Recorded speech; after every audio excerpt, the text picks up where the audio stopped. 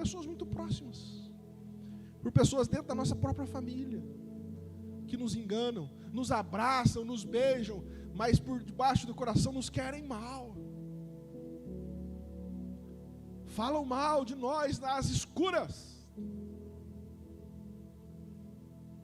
E muitas vezes essas pessoas demonstram carinho, demonstram afeto, simplesmente para poder talvez colher informações, para depois de denegrir a sua imagem, a sua moral, nas suas fofocas, nas suas conversas demoníacas, através de WhatsApps. Então nós precisamos ser prudentes. É claro que não conseguimos evitar tudo, porque as pessoas fazem mal e nós não conseguimos dominar as pessoas, mas nós precisamos ter sabedoria e pedimos ao Senhor discernimento, para que nós tenhamos uma vida abençoada. Aproveitando aqui, quem é que tem acesso à sua casa? Quem tem acesso à sua sala? Quem tem acesso à sua cozinha? Nós vivemos um tempo, meus irmãos, que nós devemos escolher a dedos quem tem acesso à nossa casa. Aqui anda todo mundo aqui. Isso. Vai. Ore ao Senhor. Coloque dentro da sua casa, junto com seus filhos, pessoas que temam a Deus, pessoas que sejam saradas, curadas. E mesmo assim não põe muito, não. A casa da gente é para a gente morar. Receba visitas, mas tenha cuidado. Os tempos que nós vivemos são difíceis. São muito difíceis. Seus filhos. Tem um menininho aí brigando com meu filho, tem uma menininha brincando aí com a minha filha, o dia inteiro eles ficam dentro do quarto. Você sabe o que eles estão fazendo lá? Nós precisamos ter cuidado, precisamos vigiar. Escolha bem as amizades dos seus filhos, escolha bem quem você põe dentro da sua casa, para depois não chorar. Você sabe o acesso que os seus filhos estão tendo à internet, em que sites eles entram, em que grupos eles conversam. E tem outra coisa, irmão. Tem um papo aí dos psicólogos que as crianças... nós vivemos uma democracia. As crianças têm que ter o espaço delas. Não, senhor. Enquanto os filhos estão debaixo da casa do pai, ali, quem é o dono é o pai. Quer liberdade? Então trabalhe, estude, conquiste o seu dinheiro e tenha liberdade. Aqui dentro, enquanto estiver aqui, o pai tem acesso a tudo. E nós entramos nisso. Os pais não entram dentro do quarto dos filhos. 9 anos. Tem que pedir. Ô filhinho, ô nenê, deixa a mamãe entrar para limpar seu quarto. Para limpar tem que pedir. Você está equivocado. Mãe tem livre acesso a qualquer hora, a qualquer momento. Tem que entrar, precisa entrar. Ver quem que está conversando, o nível e a quantidade de pedofilia que está acontecendo hoje pela internet é gigantesco.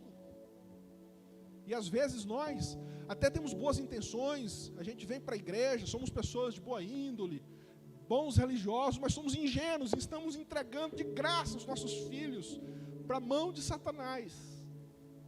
E nós precisamos vigiar com isso. Entregando a nossa casa, a nossa família. E nós precisamos ter esse dom espiritual de termos a percepção das coisas. 2 Coríntios 11, 14, por favor. Olha que interessante que o apóstolo Paulo nos revela aqui a respeito do caráter de Satanás. Ele diz assim: e não é de admirar, porque o próprio Satanás se transforma em anjo de luz. Irmãos, olha aqui para mim. Essa ideia de que Satanás é um bicho chifrudo, vermelho, com os dentes brancos assim, com tridente, isso aí é folclore. É folclore. Isso não é verdade, o diabo não é assim. Eu também não sei como que ele é, que eu nunca vi ele. Ele é um espírito. E ele se manifesta com o espírito do engano muitas vezes. E ele quer realmente que a gente pense que ele é feio. Porque quando ele aparece bonito na nossa casa, a gente deixa ele entrar. Quando ele aparece, Satanás parece bonito, travestido de forma bonita, elegante, educada na nossa casa, a gente fala, isso aí não é Satanás. E é por isso que ele quer que nós achamos que ele é feio. Se Satanás fosse um bicho feio e se apresentasse assim para a gente, era fácil. Aí a gente ia falar, lá, ô bichão, o Satanás, sai Satanás, em nome de Jesus. O grande problema é que ele não se apresenta assim. Ele se apresenta de forma que nós não saibamos que é Satanás ali se manifestando. E Satanás se manifesta muitas vezes através do quê? Ah, pastor, lá na encruzilhada, lá na cachoeira, lá. Não, Senhor. Satanás se manifesta para nós através da boca de pessoas.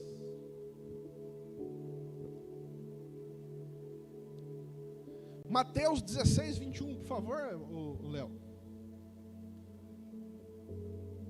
Ah, pastor, então o senhor está falando daquelas pessoas mesmo, da magia negra mesmo, aquele pessoal. Não? Nada. Pessoas religiosas. Pessoas bacanas, que carregam a Bíblia. Pessoas que vão na igreja, glória a Deus, e são usadas por Satanás, emprestam as suas bocas a Satanás, para destruir famílias, destruir igrejas, destruir vidas. E é por isso que nós devemos tomar cuidado. Nesse tempo, nesse texto, desde esse tempo, começou Jesus Cristo a mostrar aos seus discípulos que lhe era necessário, era a missão de Jesus, ele veio para morrer na cruz, e ele está dizendo isso. Era necessário seguir para Jerusalém e sofrer muitas coisas dos anciãos, dos principais sacerdotes e dos escribas, ser morto e ressuscitado no terceiro dia. Esse era o plano de Deus para a vida de Jesus. Próximo versículo. E Pedro, chamando-o à parte, começou a reprová-lo, reprovar Jesus. Pedro, o apóstolo Pedro, ele não vigiou e ele deixou com que Satanás o usasse. Olha o que o texto diz. E ele reprovou Jesus, Jesus falando da missão dele. E Pedro disse assim: Senhor, tem compaixão de ti, Senhor. Isso de modo te acontecerá, de modo algum te acontecerá. Aparentemente Pedro está querendo proteger Jesus, mas na verdade ali ele está contra o plano de Jesus. Próximo versículo. Mas Jesus, voltando-se, disse a Pedro: arreda, Satanás, tu és para mim uma pedra de tropeço, porque não cogitais das coisas de Deus, e sim das dos homens. Pedro aparentemente estava querendo proteger Jesus, mas na verdade estava querendo impedir o plano de Jesus. E Jesus, ele percebe, ele era o Deus encarnado, ele diz: arreda-te daqui, Satanás. O que eu quero tirar desse texto, que muitas vezes Satanás, ele nos dá sugestões, sugestiona a nós, a nossa família, por meio de pessoas religiosas. O apóstolo Pedro era um apóstolo, mas naquele momento, ainda em formação, junto com Jesus, ele foi usado pelo diabo. E quantas vezes nossos sonhos são ceifados, quantas vezes os projetos de Deus da nossa vida são arrancados de nós, porque nós ouvimos sugestões de palavras, de pessoas, de músicas, de amigos, que naquele determinado momento são utilizados pelo diabo para nos dizer coisas, colocar incredulidade, dúvidas, direção errada daquela que era do plano de Deus para a nossa vida e para a nossa história.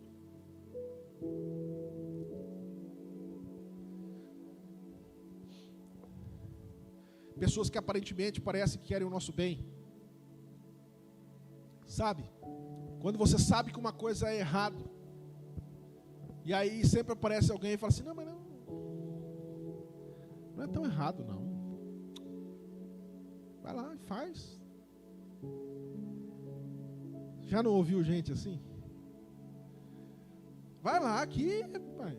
Deus é misericordioso. Fala assim, não é desgraça. Deus é misericordioso, vai lá. Não dá nada não, ninguém está vendo. Vai. Onde você vai parar? Vamos ler um texto? Gênesis, capítulo 3. Essas pessoas que falam isso para você, eu vou dizer quem é a voz que está falando na boca delas. Gênesis, capítulo 1, ou melhor, capítulo 3. Gênesis 3, você coloca lá? Não. Isso. Olha lá, falando sobre Satanás, lá do princípio, irmão Dora. Isso aqui é o princípio de todas as coisas, em relação ao mal. Mas a serpente, a mais sagaz de todos os animais selváticos que o Senhor Deus tinha feito, disse à mulher, a serpente aqui é Satanás, é o espírito de Satanás, amém, irmãos? Bom, disse a mulher, é assim que Deus disse, não comereis de toda árvore do jardim? Verso 2. Respondeu-lhe a mulher, sim, do fruto das árvores do jardim, podemos comer de todas. Deus não deixou eles passando fome, não, pode comer de tudo aqui. Só uma que não pode comer. A hora que falou é isso. E a gente é assim, né? Parece justo aquele que não pode, aquilo que quer. Você já fez isso com as crianças? Ó, filho, você pode comer tudo que tem aqui, mas isso aqui você não come não. Não, parece que é aquilo que quer comer. Você deixa as crianças, não fala nada para elas, fica o dia inteiro na sua casa. Não faz nada, nem vê a parede. Aí você chega para filho, não põe um dedo na tomada aqui não. Mesma coisa que falou o contrário. Ele nem estava vendo que tinha tomada lá, porque você falou aí, né? Fica com vontade de colocar. Aí se tem Satanás para ajudar, é fácil. Porque a predisposição do erro já está em nós. Mas olha aqui, Satanás conversando. Satanás bate papo, irmão. Satanás bate papo. Ali o espírito de Satanás estava na serpente. Mas esse espírito de Satanás ainda está no meio de nós. Ainda está lá na sua família não. Cruz credo, né, irmão? Sua família não está não. Mas está por aí. O espírito do erro, o espírito do engano, o espírito de Satanás, ele ainda está vivo no meio dos seres humanos, tentando enganar. E a Bíblia diz que nos últimos dias enganaria até os escolhidos de Deus.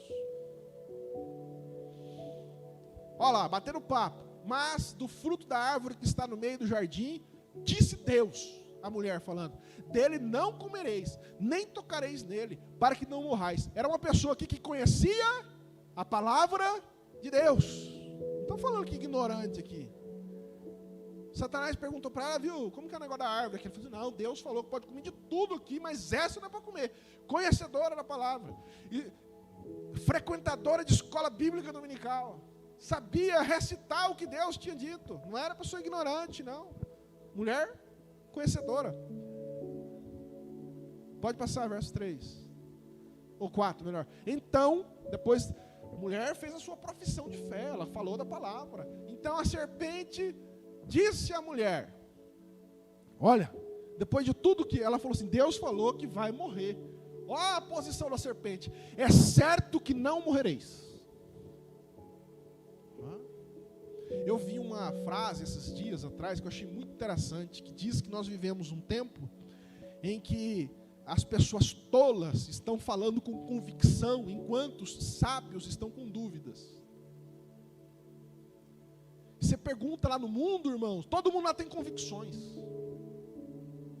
A família é assim. Falei hoje de manhã com os irmãos. É assado. Não, isso aí está errado. Agora pergunta para um crente, e aí, irmão, o que você acha de tal assunto? Mas na Bíblia está lá, irmão. Tá, na Bíblia. Acho que não é bem do jeito que está lá, né? É assim que está acontecendo. Não temos mais firmezas no propósito. Agora Satanás não fica com meia conversa, não. A mulher tinha acabado de dizer, Deus falou que se comer dessa árvore vai morrer. Satanás, é certo que não morrereis. Morre não. Sabe quando você fala, alguém chega para você, o próprio Satanás, né, os seus desejos, se eu fizer isso, aí vem Satanás, aí você já pensa, você é conhecedor da palavra, se eu fizer isso, vou desonrar a Deus, vai abrir portas de maldição sobre a minha vida, o salário do pecado é a morte, aí vem todas, aí você fica relutando, aí vem Satanás e fala assim, não vai dar nada não, vai, entra. Aí muito crente está entrando. ouvindo a voz de Satanás, muitas vezes falando pela boca dos amigos mais próximos, falando pela boca de parentes, de pessoas que entram dentro da sua casa e comem o café. Não dá para comer café, né? Toma o café e come o pão com você.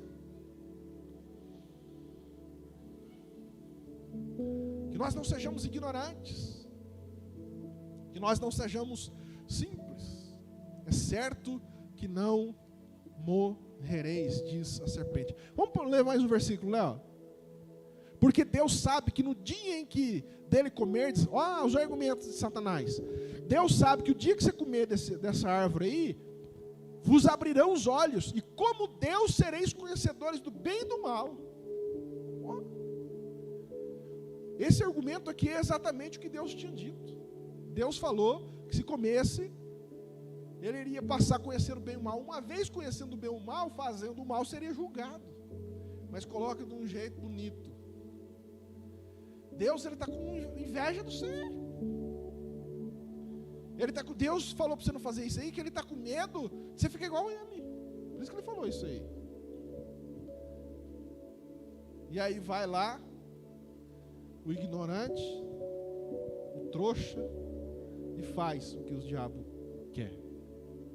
Como diz aquela música, né? Faz do jeito que o diabo gosta. Aí a vida da pessoa vai para a água abaixo, o casamento vai para o lixo,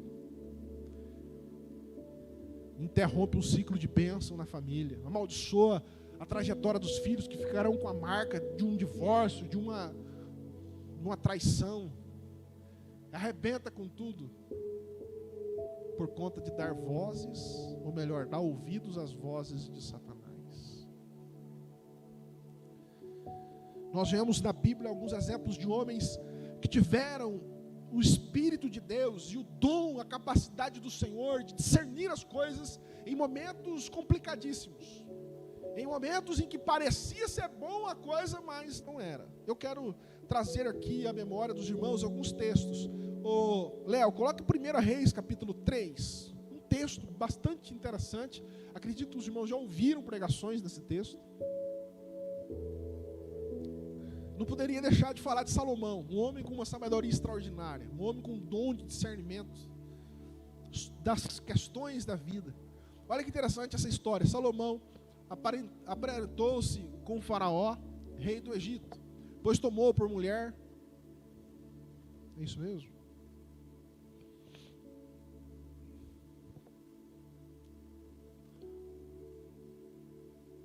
Pode passar o versículo 2, por favor. Não, verso 16, desculpa. É isso mesmo. Então vieram duas prostitutas ao rei e se puseram perante ele. Salomão aqui era um rei. Rei, naquela época, ele era juiz, ele julgava as coisas. Então, hoje a gente tem uma demanda, vai lá no juiz, né? Protocola no fórum, lá através de um advogado. Nessa época aqui, o juiz era o rei, era Salomão. Olha a situação que trouxeram para ele julgar. Então vieram duas prostitutas ao rei e se puseram perante ele. Disse-lhe uma das mulheres: Ah, senhor meu, eu e esta mulher moramos na mesma casa, onde dei à luz a um filho. Pode passar. No terceiro dia, depois do meu parto, também esta mulher teve um filho. Estávamos juntas. Nenhuma outra pessoa se achava conosco na casa, não tinha testemunhas. Só estavam as duas lá com os dois bebês. Somente nós estávamos lá. Pode passar. De noite, morreu o filho desta mulher, porquanto se deitara sobre ele. Pode passar.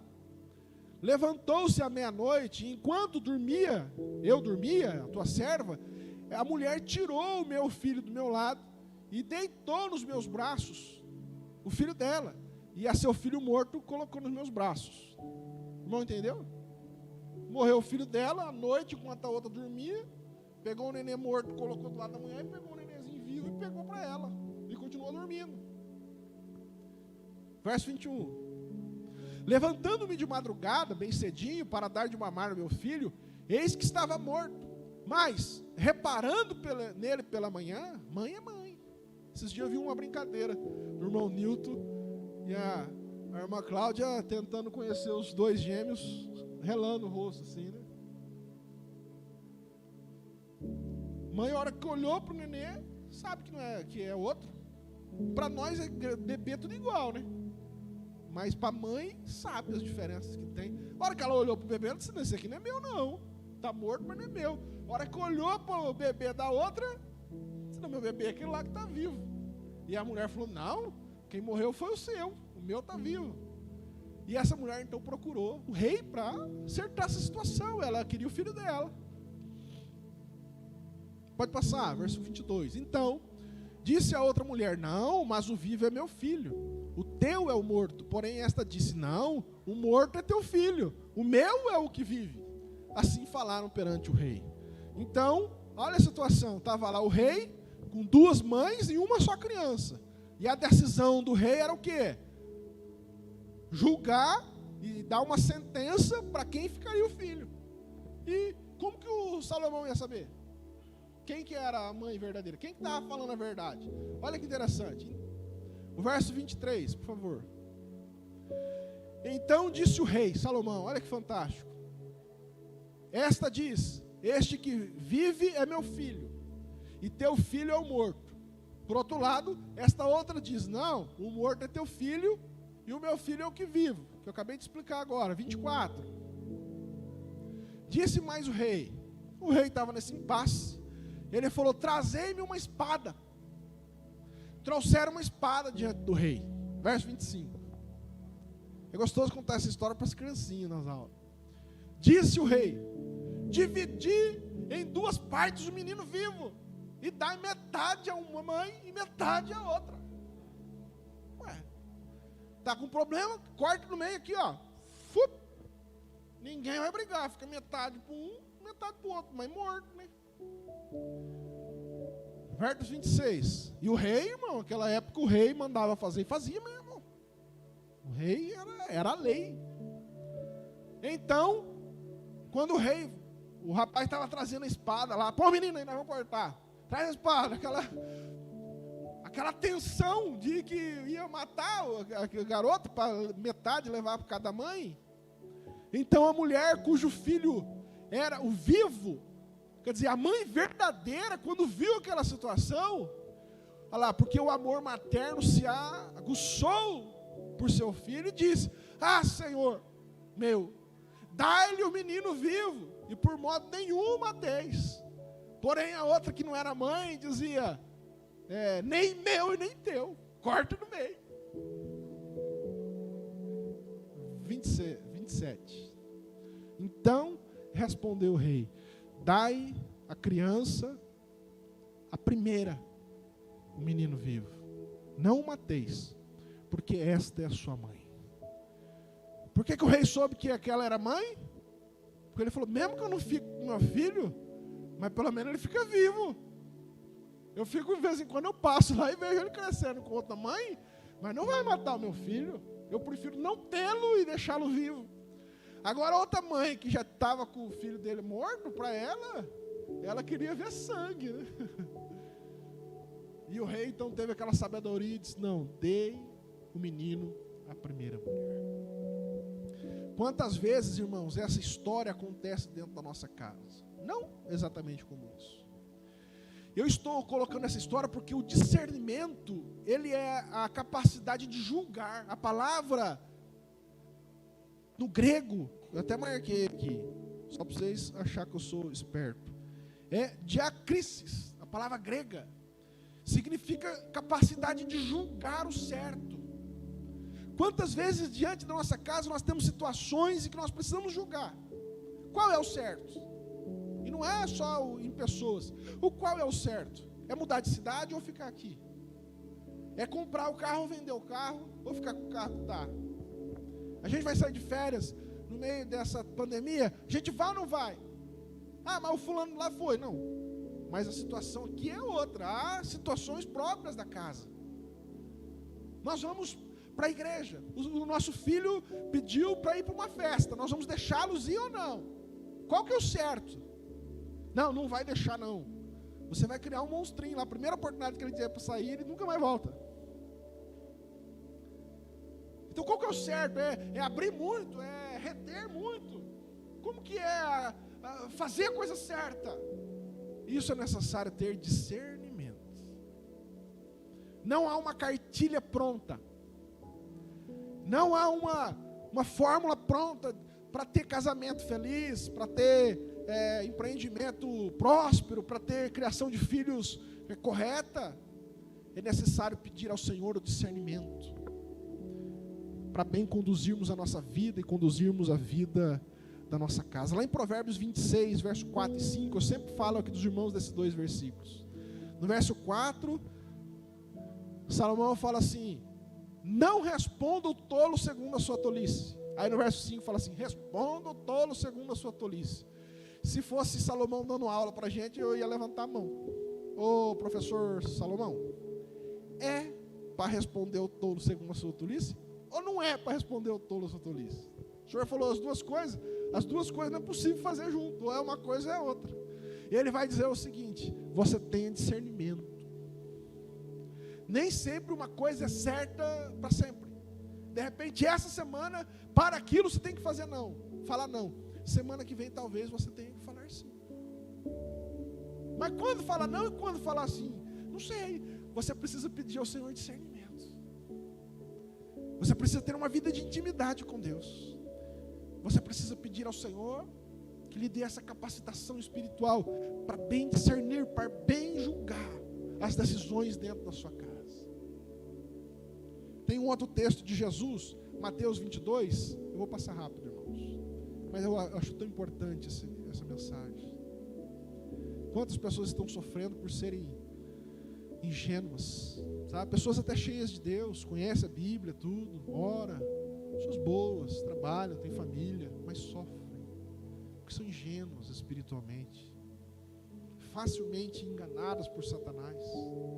Satanás põe uma palavrinha doce lá na boca de alguém e já tira o sonho, põe incredulidade, tira a direção de Deus. Pessoa entusiasmada, já mesmo, o outro lá falou que aquele pastor careca lá mesmo, paradinho, destrói a vida, destrói os sonhos, destrói as convicções facilmente.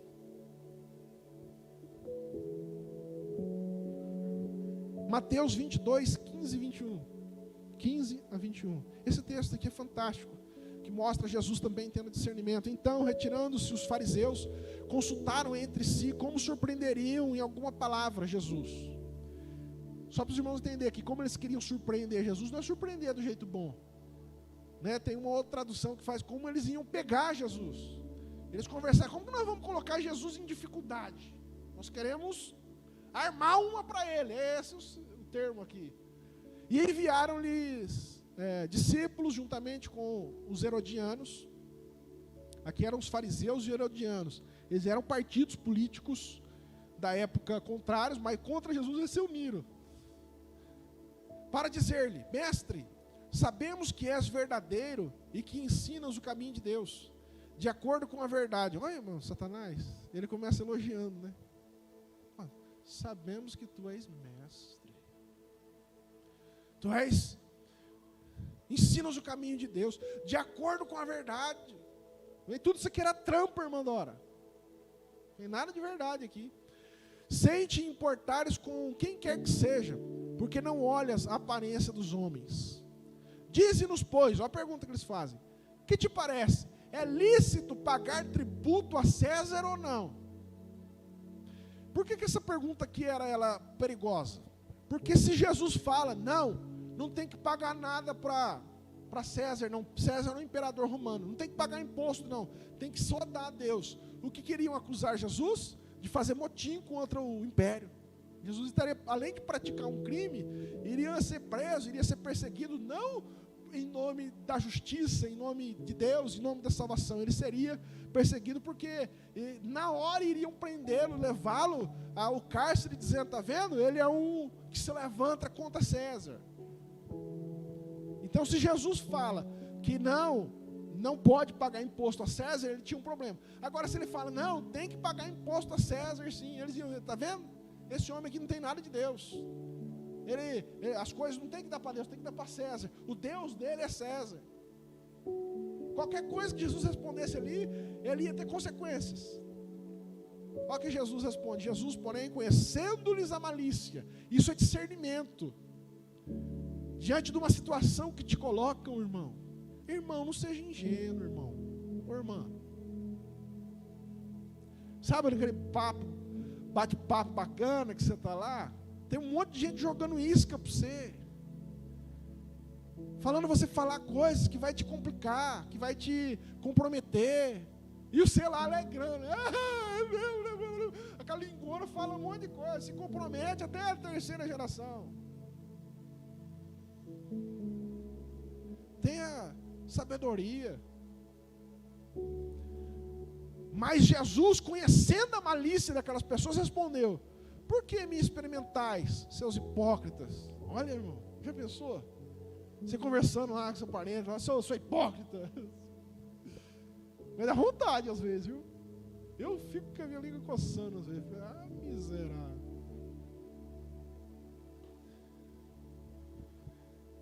E faz uma cara assim ainda. Glória a Deus, né? Glória a Deus, né? Jesus falou: traz aqui a moeda do tributo. Trouxeram um denário, uma moeda para ele. E ele perguntou: de quem que é a efígie, o desenho e a inscrição que está aí na moeda? Eles responderam: de César. Então Jesus disse: dai, pois, a César o que é de César, e dai a Deus o que é de Deus. Pergunta, uma resposta maravilhosa. Os tributos continuam pagando a César, mas o que é de Deus também, dê a Deus. Não se comprometeu, mas porque Jesus teve discernimento. Quantos problemas você já entrou na vida por ser ingênuo? Ingênuo. Te lançaram uma fisga e você foi lá, achando que é esperto, caiu, criou situação, briga, perdeu com aquilo. Jesus, ele tinha discernimento. E por último, agora sim, por último, o apóstolo Paulo. Eu quis falar de Salomão, Jesus e Paulo. No Antigo Testamento, Jesus e um do Novo Testamento. Porque eu amo Paulo. Paulo, ele é maravilhoso. Talvez um dos melhores escritores que eu admiro na Bíblia, é claro, depois do nosso Senhor Jesus Cristo. Atos capítulo 16.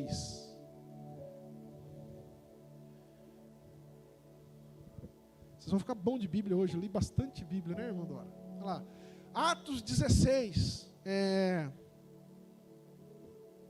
Verso 16 também. Olha que interessante, o apóstolo Paulo aqui era um missionário, certo? Pregando a palavra de Deus. Aconteceu o que? Lá no verso 16, ó. Indo nós para o lugar de oração, nos saiu ao encontro. Isso aqui é Lucas narrando o que tinha acontecido. Ele estava junto com Paulo nessa época. Aconteceu que indo nós para o lugar de oração, nos saiu ao encontro uma jovem, possessa de espírito adivinhador, a qual, adivinhando, irmão, se os crentes lessem esse texto aqui, e levassem a sério o texto bíblico, porque as pessoas estão levando a sério, tanta gente, mas a Bíblia ninguém leva a sério mais, já ia parar de ser enganado tanto. Olha o que o texto diz: tinha o espírito de adivinhador, a qual, adivinhando, né, aqui a gente pode colocar entre parênteses, RG, nome do endereço, nome da sogra, nome. Eu fico perguntando, pessoa, eu vou lá, sei lá, num lugar aí, a pessoa vê: ô pastor, você é carecão aí, ó, seu RG 41, 186, então, eu já sabia. O que vai valer alguém revelar meu RG? Eu já sei de cor. A sua sogra é Dona Rosália, então, e aí agora? Continua não tendo conta de água para pagar, conta de luz para pagar. O que resolve? Mas as pessoas, irmão, deixam de frequentar às vezes uma igreja que lê a Bíblia, mas vai lá, não, vixe, vai eleger meu RG. Pega no bolso aí e vê o número. Para que ir lá? É só ver o seu RG, já está o número aí. Você precisa de um lá, profeta, para falar isso. Mas tá bom, estou ficando nervoso, calma. Quando tomar uma água. Não, irmãos, eu vou falar para você. Tem que ter discernimento. Aconteceu que, olha lá, seguindo a Paulo e a nós, essa moça que adivinhava, era espírito possesso, irmão. Não era Espírito Santo, não. Era o demônio. Era o demônio que adivinha as coisas. O demônio. Estes homens, a endemoniada lá, seguindo a Paulo e a nós, clamava dizendo: olha o que a endemoniada falava.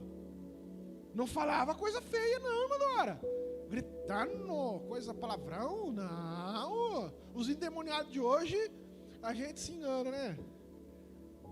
Teve esses dias, uma pessoa falou, pastor, eu não sei quando a pessoa é endemoniada ou é ataque epilético, eu não sei.